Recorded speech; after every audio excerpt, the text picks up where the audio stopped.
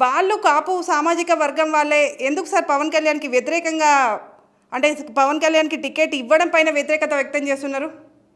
ఎక్కడ టికెట్ ఇవ్వడం ఏ కాపు నాయకులు వ్యక్తం చేశారు? ముద్రగడ్డ పద్మనాభం గారా?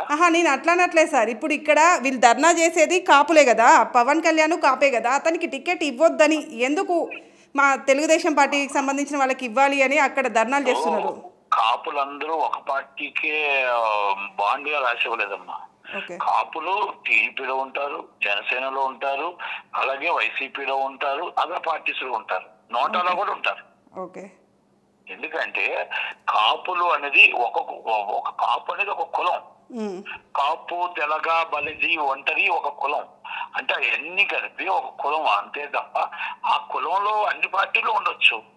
ఇప్పుడు పవన్ కళ్యాణ్ గారికి ఇష్టం లేని కొంతమంది ఉండొచ్చు, దాని టీడీపీ చంద్రబాబు నాయుడు గారికి ఇష్టం లేని ఉండొచ్చు, ఆ ముద్రగడ్డ పద్మనాభ గారు వైసీపీలో ఉన్నారు కాబట్టి ఆయన అనుచరులు ఉండొచ్చు, అలాగే వంగా గీత గారు కాపు ఆమె కాబట్టి ఆమెకు అనుచరులు ఉండొచ్చు.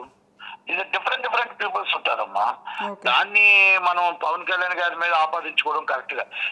Not only Pawan Kalyan is Kapu నాయకుడు, ఆయన ఒక పార్టీ అధ్యక్షుడు, జనసేన పార్టీకి అధ్యక్షుడు.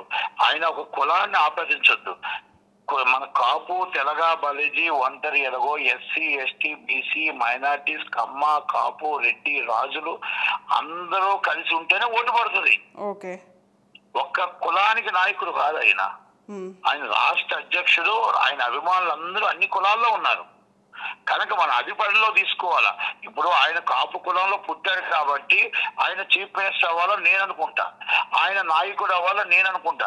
ముద్రగడ్డ పద్మనాభం గారు ఆయన పవన్ కళ్యాణ్ గారు గెలిస్తే రేపు కాపుల్ని బీసీలో చేరుస్తారు. రేపు నరేంద్ర మోడీ గారితో మంచి ర్యాపో ఉంది కాబట్టి మన బీసీలో చేర్చి మన పిల్లల భవిష్యత్తు ఉంటుందని ఆయన ముద్రగడ్డ పద్మనాభం గారు అనుకోవచ్చు. అలాగే వంగా గీత గారు కూడా అనుకోవచ్చు, మనకి పవన్ కళ్యాణ్ గారు గెలిచారు, వంగా గీత గారు గెలిస్తే ఒక ఎమ్మెల్యే అవుతారు. కానీ పవన్ కళ్యాణ్ గారు గెలిచారు అనుకోండి, నరేంద్ర మోడీ గారి దగ్గర మనల్ని తీసుకెళ్లి బీసీలో చేర్చడానికి అవకాశం ఉంటుంది.